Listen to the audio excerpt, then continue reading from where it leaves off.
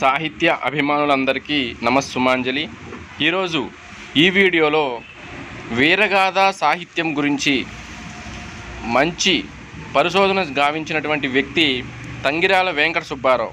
ఆయన రచించినటువంటి వీరగాథ కవిత్వము అనేటువంటి పుస్తకంలో ఉన్నటువంటి అంశాలన్నిటిలో చాలా ముఖ్యమైనటువంటి అంశాలని మీకు అందించే ప్రయత్నం చేస్తున్నాను. ఈ వీడియోలో అందరూ శ్రద్ధగా విని పోటీ పరీక్షల్లో విజయం సాధిస్తారని ఆశిస్తున్నాను. తెలుగు వీరగాథ కవిత్వం. ఈ తెలుగు వీరగాథ కవిత్వం అనేటువంటి గ్రంథాన్ని రచించినటువంటి వ్యక్తి తంగిరాల వెంకట సుబ్బారావు. తంగిరాల వెంకట సుబ్బారావు గుర్తుపెట్టుకోండి, ఇది కూడా మనకు జేఎల్డిఎల్ బిట్టే. అయితే ఈ తంగిరాల వెంకట సుబ్బారావు రచించినటువంటి తెలుగు వీరగాథ కవిత్వంలో ఒక వీరగాథలు గురించి, ఆ వీరగాథల యొక్క లక్షణాల గురించి, ఎవరు వీరగాథల్ని ఎవరెవరు ఏ ఏ పేర్లతో పిలిచారనే విషయాలన్నింటినీ కూడా ఆయన కూలంకషంగా చర్చించి ఉన్నాడు. ఆ విషయాన్ని మనం ఈరోజు తెలుసుకుందాం.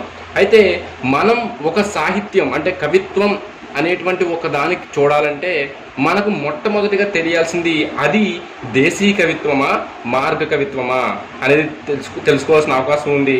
అయితే ఇక్కడ మనకు మార్గ కవిత్వం దేశీ కవిత్వం ఏ విధంగా ఉందో అన్నది ఈయన మొదట్లో చెప్పడం జరిగింది. ఆయన ఇచ్చినటువంటి మార్గ కవిత్వానికి దేశ కవిత్వానికి ఆయన ఎగ్జాంపుల్స్ ఇచ్చాడండి. మార్గ కవిత్వంలో ఇతిహాసాలు, పురాణములు, కావ్య ప్రబంధాలు, కావ్యాలు, ప్రబంధాలు, నాటకాలు, కథలు, నవలలు, వ్యాసములు ఇవన్నీ కూడా మార్గ కవిత్వానికి చెందినవి. దేశీ కవిత్వం పల్లె పదాలు, హరికథలు, వీరగాథలు, దేశీకథలు, స్త్రీల పాటలు, వీధి నాటకాలు, ఉదాహరణలు మరియు శతకాలు, సామెతలు, పొడుపు కథలు ఇవన్నీ కూడా దేశీ సాహిత్యం అండి. మనల్ని ఇక్కడ క్వశ్చన్ అడుగుతాడండి, దేశీ సాహిత్యానికి సంబంధించినటువంటి ఏమైనా రెండింటిని గుర్తించండి అని. అప్పుడు మనం ఇందులో రెండు అంటే మార్గ కవిత్వ సాహిత్యంలో, దేశీ కవిత్వ సాహిత్యంలో రెండు ఇస్తాడు. అప్పుడు మనం ఈ రెండిట్లో ఏదో కరెక్ట్గా చెప్పి మనం 2 మార్కులు సాధించవచ్చు. కాబట్టి గుర్తించండి మిత్రులారా. పల్లె పదాలు, వీరగాథలు. చూడండి, ఇక్కడ వీరగాథలు అనేది దేనికి సంబంధించింది? దేశీ కవిత్వం. అయితే దేశీ కవిత్వంలోనే మనకు మార్గదేశీ, నిబద్ధ దేశీ, అనిబద్ధ దేశీ, శుద్ధ దేశీ ఇలా చాలా భేదాలు ఉన్నాయి. ఆ భేదాలను కూడా తంగిరాల వెంకట సుబ్బారావు గారు చర్చించారు. అవి రత్నాకరం అనేటువంటి సంస్కృత గ్రంథాన్ని రచించేటువంటి వ్యక్తి సాంగదేవుడు. ఈయన గురించి తెలుసుకోవాల్సినటువంటి అవకాశం ఎందుకు వచ్చిందంటే, ఇక్కడ ఈతను తన నాట్యశాస్త్రమైనటువంటి సంగీత రత్నాకరం అనేటువంటి కావ్యంలో ఆయన గానము అనే దానిని మార్గదేశి అని, అంటే గానము అనే దానిని మార్గదేశి అని, దేశీ గానమును నిబద్ధ దేశీ అని, అనిబద్ధ దేశీ అని అన్నాడండి. ఇది చాలా చాలా ఇంపార్టెంట్గా వచ్చేటువంటి అవకాశం ఉందండి. కాబట్టి మనం గుర్తుంచుకోవాలి. గానము అంటే మార్గదేశీ, దేశీ గానము అంటే నిబద్ధ దేశీ, అనిబద్ధ దేశీ. సంగీత రత్నాకరణ చెప్పినటువంటి దేశీ గానానికి ఏ విధంగా చెప్పాడు? నిబద్ధ దేశీ, అనిబద్ధ దేశీ. ఈ విధంగా గుర్తుపెట్టుకోవాలండి. అయితే ఇక్కడ కేవల లక్షణమైనది నిబద్ధ దేశీ, లక్షణముల కంటే కొంచెం సడలింపబడినది అనిబద్ధ దేశీ. అంటే ఎక్కువ లక్షణాలు ఉండేవి నిబద్ధ దేశీ అండి, లక్షణాలు తక్కువగా ఉండేవి, లక్షణాలు పాటించలేనివి అనిబద్ధ దేశీ అనే అంశాన్ని మనం గుర్తుపెట్టుకోవాలి. ఇక్కడ నిబద్ధ దేశానికి సంబంధించినటువంటి కవులు ఎవరు, లేదా రచనలు ఏమిటి అని అనుకుంటే మనం నన్నయాదులు రచించినటువంటి రచనలన్నీ కూడా నిబద్ధ దేశీ రచనల కింద వస్తాయండి. ఆ తరువాత నన్నెచోడుడు, పాల్కురికి సోమన వీళ్ళందరూ రచించినటువంటి రచనలన్నీ కూడా మనకు అనిబద్ధ దేశాల కింద వస్తాయని. అనిబద్ధ దేశం సో ఈ విధంగా మనకు రెండు రూపాలు అనేవి తెలిసినాయి. నిబద్ధ దేశీ, అనిబద్ధ దేశీ, దేశీ గానము. ఈ దేశీ గానము సంబంధించిందే మన వీరగాథలు, వీరగాథ సాహిత్యం. ఈ వీరగాథలకు దేశీ కవిత్వం లేదా దేశీ గానము అనడం కంటే ఏమనాలంటే అనిబద్ధ దేశీ, అనిబద్ధ దేశీ లేదా శుద్ధ దేశీ. ఇదండి. ఈ విధంగా రెండు బిట్లు అడిగే అవకాశం ఉంది. వాడు ఏదైనా ఇవ్వకపోయినప్పటికీ కూడా మనం రెండిట్లో ఒకటి గుర్తుపెట్టుకుంటే కుదరదండి, రెండు గుర్తుపెట్టుకోవాలి. వాడు ఏ విధంగా అడిగినా మనం సమాధానం చెప్పే విధంగా ఉండాలి. చూద్దాం.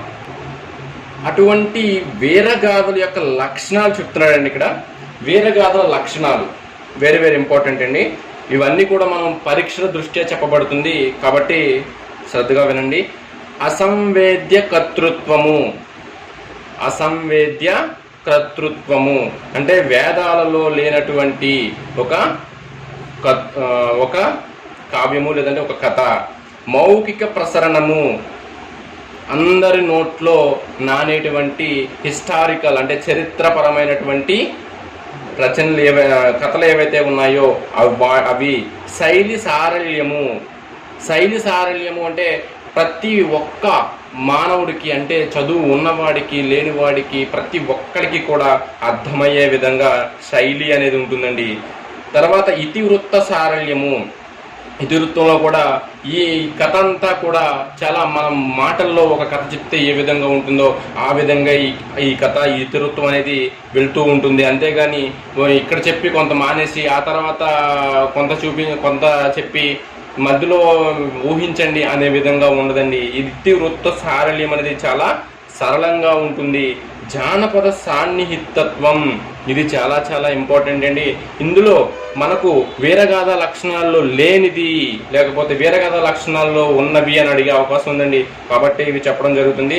బహుజనాధారణ పాత్రత. మనకు బాగా అందరి నోట్లో నానేటువంటి వీరత్వం కలిగినటువంటి పాత్రలు. ఎగ్జాంపుల్ బాలనాగమ్మ, లేకపోతే మనకు బొబ్బిలి యుద్ధంలో చాలా మంది వీరులు మరణించినటువంటి సన్నివేశం ఉంది.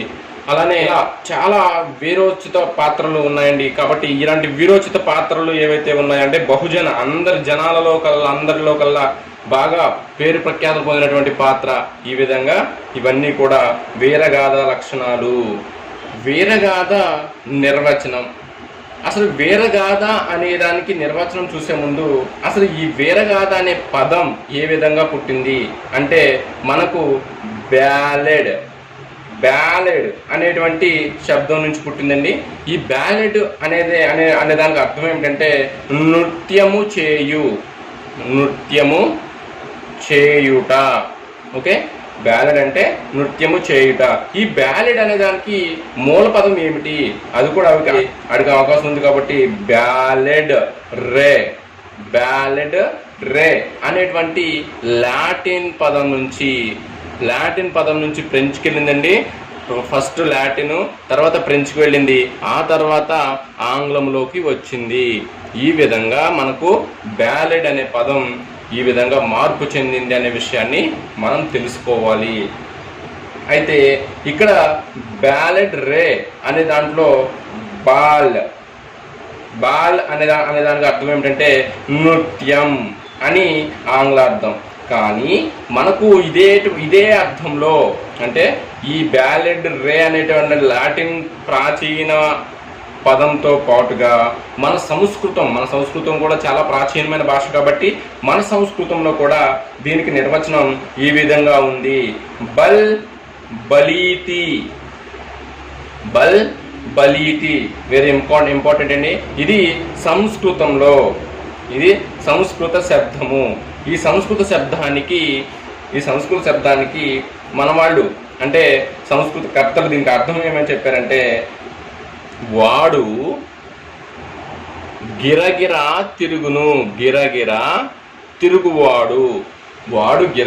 తిరుగువాడు. బల్బలీతి అనేటువంటి శబ్దానికి అసలైన అర్థం. ఈ విధంగా మనకు వీరగాథకి పూర్వరూపం ఏమిటంటే బ్యాలెడ్. ఈ బ్యాలెడ్నే సంస్కృతంలో ఏమిటంటే బల్ బలీతి. ఈ విషయాలు గుర్తుపెట్టుకోండి, సరిపోతుంది, అంతమించి మనకు అవసరం లేదు.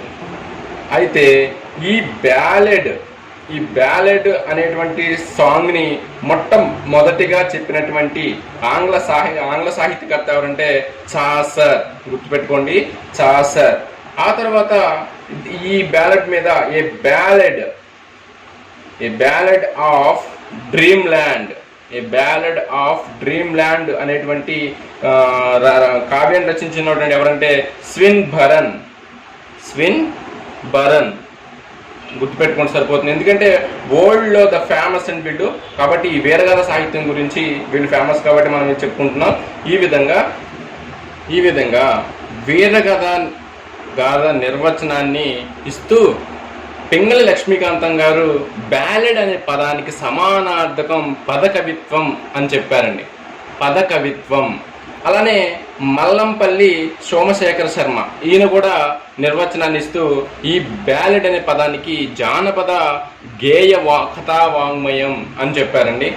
తర్వాత నెదునూరి గంగాధరం, ఈ నెదునూరి గంగాధరం ఆయన బ్యాలెడ్ అనే పదానికి సమాన పదం వీర పదాలు అనేది చాలా చక్కగా సరిపోతుంది అని చెప్పి తన జానపద గేయ వాంగ్మయ వ్యాసావళిలో పేర్కొన్నాడండి.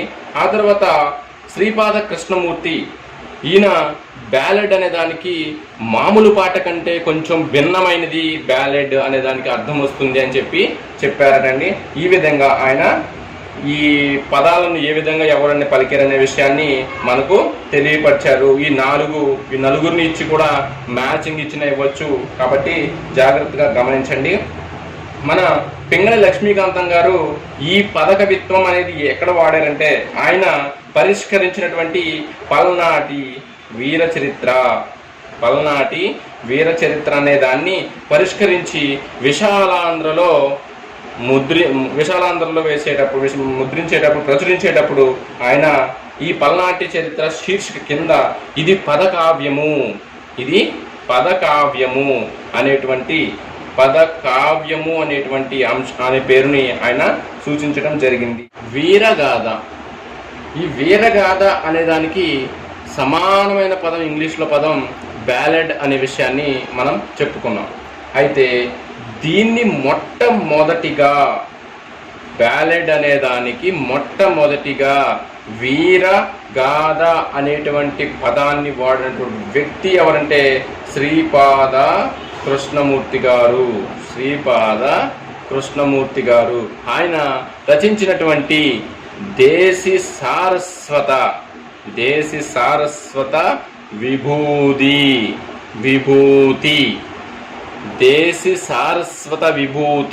అనేటువంటి వ్యాసంలో చెప్పారండి ఆయన. ఈ విధంగా మనకు మొట్టమొదటిగా వీరగాథ అనేటువంటి పదాన్ని వాడిన వ్యక్తి శ్రీపాద కృష్ణమూర్తి. అయితే ఈ వీరగాథ అనే దానికి అసలు పదానికి ఏ విధంగా వచ్చిందంటే వీర ప్లస్ గాథ అంటే ఈ రెండు కలిపి ఏర్పడినటువంటి పదమే వీరగాథ. అది అందరికీ తెలిసినటువంటి విషయమే. అయితే ఇక్కడ వీర అనేది ఏమిటి అని అడుగుతాడు. అంటే కర్త, కర్మ, క్రియ, లేకపోతే నామవాచకం, సర్వనామం, విశేషణం అంటే ఈ కథలు అనేవి వీరరస ప్రధానంగా ఉంటాయి. గాథ అనే శబ్దానికి అర్థం ఏమిటంటే బ్యాల్ అనే దానికి అర్థం తీసుకున్నారండి. ఇక్కడ కథ అనేది ఒక్కొక్కసారి కల్పితం అవ్వచ్చు, కానీ గాథ అనేది యథార్థంగా జరుగుతుంది. ఇది చాలా చాలా ఇంపార్టెంట్. యథార్థంగా జరిగినటువంటి దానినే గాథ అంటారు. గుర్తుపెట్టుకోవాలండి. ఈ గాథ అనే శబ్దమునకు మనకు ఇంకొక అర్థాన్ని చెప్తున్నారు ఇక్కడ. ఐతిహాసిక గీత అని ఇంకో అర్థం చెప్పారండి ఇక్కడ. ఈ అర్థాన్ని ఐతిహాసిక గీత అనేటువంటి అర్థాన్ని చెప్పారు. అయితే ఈ వీరగాథలో అనేటువంటి దానిలో వి అనే శబ్దానికి ఋగ్వేదంలో ఈ వి అనే శబ్దానికి ఋగ్వేదంలో మిత్రుడు లేదా శత్రువుని వలె వచ్చి చేరేది లేకపోతే వెళ్ళిపోయేది అనేటువంటి అంశాన్ని ఋగ్వేదంలో చెప్పబడింది వి అనే శబ్దానికి అర్థం. అలానే మనకు అధర్వణ తైత్తిరీయ సంహితలలో అధర్వణ వేదంలో మరియు అధర్వణ వేదం యొక్క తైత్తిరీయ సంహితలో మనకు వి అనే శబ్దానికి ఏ విధంగా చెప్పబడిందంటే ఈ విధంగానే, అంటే వి అంటే మిత్రుని వలె శత్రువుని వలె వెళ్ళునది లేదంటే వచ్చి చేరునది అనేటువంటి విషయాన్నే చెప్పబడింది. ఈ వీర్ అనేటువంటి శబ్దాన్ని నుండే వచ్చినదే వీరాయతే అనేటువంటి నామధాతువు ఏర్పడింది. ఇది నామధాతువు అండి, ఇది నామధాతువు అనేది ఏర్పడింది. మనం ఇది ఎందుకంటే వీర్ అనే దానికి మూల వీరాయతే అనే దానికి మూల రూపం ఏంటని అడుగుతాడు. వీర్ అనేటువంటి విషయాన్ని మనం గుర్తుపెట్టుకోవాలి. ఇక్కడ వీరాయతే అనేటువంటి దానికి అర్థం ఏమిటంటే వీరుడు లేదా శక్తి ఉన్నవాడు లేకపోతే ప్రముఖమైనటువంటి వ్యక్తి అని మనం తీసుకోవాలి. అయితే మనకు వేదాల్లో చాలా చోట్ల ఈ వీరాయతే అనేటువంటి పదం ఎవరికి వాడబడింది అంటే ఇంద్రుడు అండ్ విష్ణువుకి ఈ వీరాయతే అనే పదాలు వేదాలలో వాడబడినవి అనే విషయాన్ని మనం గమనించాలి. అయితే ఈ గాథ ఇవి రెండిట్లో కూడా మనకు సంస్కృతంలో 2 లింగాలు ఉన్నాయండి. ఈ గాథ అనేది పుంలింగం, ఈ గాథా అనేది స్త్రీలింగం. ఈ విషయాన్ని గుర్తుపెట్టుకోండి, తెలియని వాళ్ళు తెలుసుకోండి, తెలిసిన వాళ్ళు వినండి. అయితే ఈ రెండింటి నుంచే మనకు ఈ గాథ ఈ రెండింటి నుంచే మనకు అనేక పదాలు ఉద్భవించాయి అనేటువంటి అంశాన్ని ఈయన తెలియజేస్తున్నారు. గాధిక,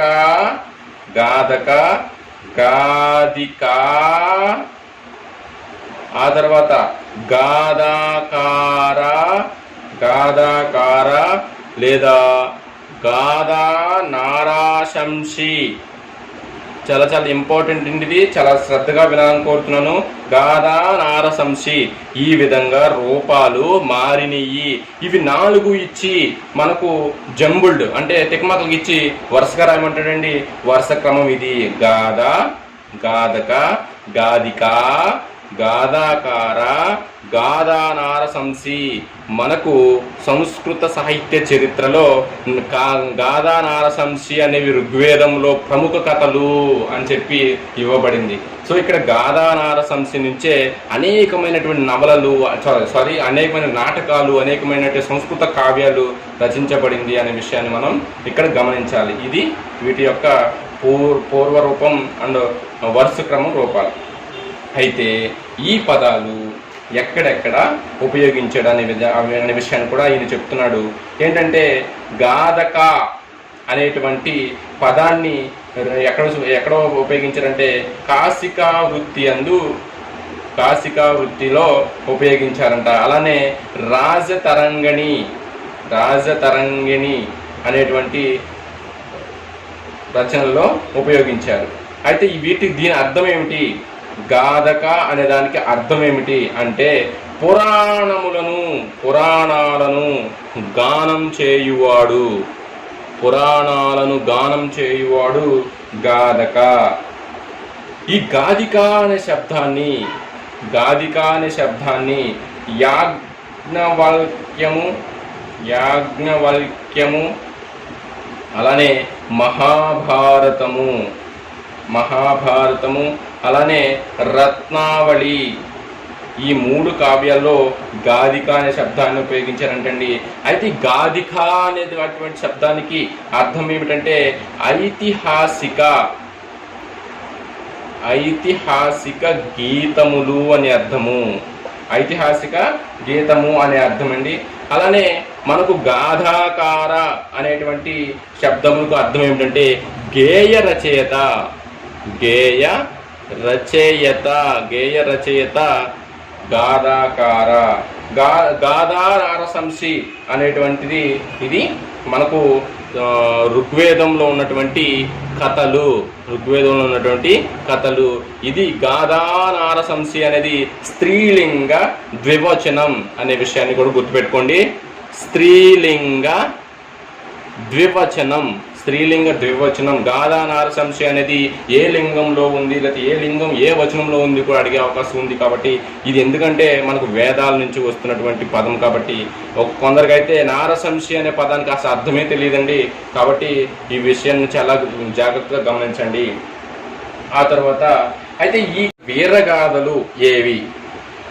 ఈ క్రింది వానిలో ఏది వీరగాథ, లేకపోతే ఈ క్రింది వానిలో వీరగాథ కానివేవి, లేదా ఈ క్రింది వానిలో అద్భుత కథలేవి అని అడిగే అవకాశం ఉందని అడుగుతున్నాడండి. కాబట్టి మనకు జేఎల్ నెట్ సెట్ మొదలైనటువంటి పరీక్షల్లో ఉపయోగించేటువంటి చాలా ముఖ్యమైన బిట్ అనేది పల్నాటి వీర చరిత్ర. ఇది అందరికీ తెలిసిందే, చాలాసార్లు అడిగేశాడు. కాకమ్మ కథ మొన్న ఒక పరీక్షలో అడిగాడండి. లక్ష్మమ్మ కథ, మాతంగి కథ, గాంధారి కథ. గాంధారి కథ అంటే మనం స్త్రీల పాటలోకి వెళ్ళిపోతామండి, కానీ ఇది వీరగాథ అనేటువంటి ఆ విషయాన్ని మనం గుర్తుపెట్టుకోవాలి. గంగానమ్మ కథ, ఇది కూడా వీరగాథ. అంకమ్మ కథ, కాటమరాజు కథ అందరికీ తెలిసిందేనండి. వల్లురాజు కథ, రాజు అనగానే మనకు వీరగాథ అని అర్థమైపోతుంది, అందరూ పెట్టేస్తారు. బొబ్బులి కథ, బొబ్బులి యుద్ధం. బంగారు తిమ్మరాజు కథ, కొమలరాజు కథ. ఇవి కాకుండా వాడు అడిగేటువంటి బిట్ ఎలా అడుగుతాడంటే మాతంగి కథ. మనం అద్భుత కథ కానీ లేకపోతే కరుణరస కథ కానీ అనుకుంటాం, కానీ మాతంగి కథ అనేది వీరగాథకు సంబంధించినటువంటి కథ, గుర్తుపెట్టుకోవాలి. అలాగే పరశురామ పురాణం, ఇది కూడా పరశురాముడు వీరుడు అని చెప్పి మనకు తెలిసిపోతుంది. వరాహావతార చరిత్ర, వరాహం చాలా వీరత్వంగా ఉంటుంది కాబట్టి ఇది కూడా వీరగాథే. చిన్నమ్మ కథ, ఇది చాలా ఇంపార్టెంట్ అండి. ఇది కరుణ అనుకునే అవకాశం ఉంటుంది. కాకమ్మ కథ, ఇది కూడా చాలా ఇంపార్టెంట్. కాంబోజు రాజు కథ అంటే రాజు తెలిసిపోతుంది. చిన్ననాగమ్మ కథ అనేది మనకి వీరగాథ అనే విషయాన్ని గుర్తుపెట్టుకోవాలి. రేణుక యుద్ధం. మర్రి చెట్టు కథ చాలా ఇంపార్టెంట్ అండి. ఇందులో రెండు వృక్షాల కథలు ఉన్నాయండి వీరగాథల్లో. మర్రి చెట్టు కథ అండ్ కోటిపాటి తాటి వృక్షం తెచ్చే కథ, ఇది చాలా చాలా ఇంపార్టెంట్. ఈసారి ఖచ్చితంగా మనకు నెట్లో కానీ సెట్లో కానీ అడుగుతాడని ఊహిస్తున్నాను నేను. మేబీ వస్తే రావచ్చు, గుర్తుపెట్టుకోండి. అగుమంచి కథ, ఇది చాలా అడిగేశాడండి. ఇది అగుమంచి కథ అనేది చాలా పేపర్లో నేను చూశాను. నెక్స్ట్ మాహురమ్మ కథ, ఇది కూడా వీరగాథ. ఈ విధంగా మనకు వీరగాథ అనేవి ఉన్నాయి. అయితే ఈ పరశురాముని పురాణం లేదా పరశురాముని కథ చెప్పేటువంటి వ్యక్తులు ఎవరు అంటే భవనీలు. ఈ భవనీలే ఏమంటారంటే దక్షిణాంధ్ర అంటే ఎక్కడ మనకు రాయలసీమలో ఈ భవనీల్ని ఆసాది వాళ్ళు అంటారు. వీరకే మరొక పేరు బైండ్ల వారు అంటారు. ఈ మూడు పేర్లతో ఉన్నటువంటి వాళ్ళు చెప్పేటువంటి కథలు పరశురాముని పురాణాలు, పరశురాముని కథలు అనే విషయాన్ని మనం గుర్తుపెట్టుకోవాలి. అంకమ్మ కథలు, ఇది ఇక్కడ చూడండి. అంకమ్మ కథలు చెప్పేది ఎవరు అంటే పంబల వాళ్ళు, అంకమ్మ పంబలి వాళ్ళు అనేటువంటి విషయాన్ని గుర్తుపెట్టుకోండి. పల్నాటి వీరకథను చెప్పేటువంటి ఎవరు? వీర